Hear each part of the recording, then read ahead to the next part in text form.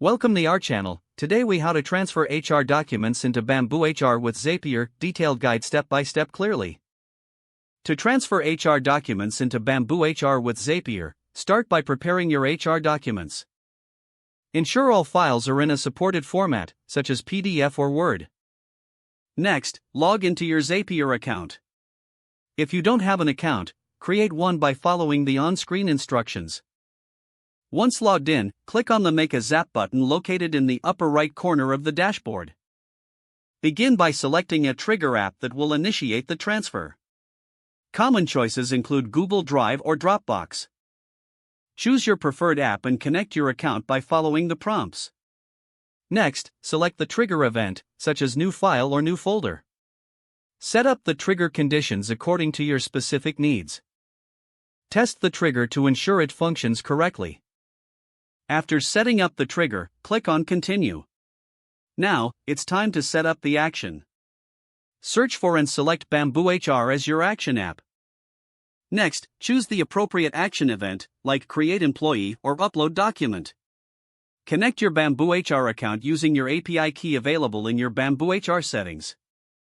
Select the specific fields that need to be filled in from your trigger app.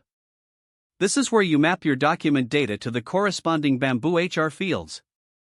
Once everything is mapped correctly, click on Continue. Test the action to confirm that data is being sent to BambooHR as intended. If the test is successful, you'll receive a confirmation message. Finally, name your Zap and toggle it to On to start the automated process. Your HR documents will now transfer to BambooHR automatically based on your settings. Review your Zap regularly to ensure it's running smoothly. Adjust any settings as necessary if changes to your workflow occur. If the page does not load, refresh the browser or try again in a private or incognito window. Make sure you are using the correct email address, then retype it carefully to avoid small typos. If your password is not accepted, use the reset option and create a new strong password you can remember. Check your spam folder for verification or security emails, then complete any requested confirmation steps.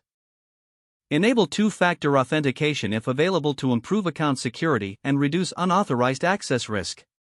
After signing in, review your profile details so your contact information and settings are accurate and current. If you see an error message, note it down and try again after restarting your device and internet connection. Don't forget to like this video and subscribe to our channel for more step-by-step tech guides.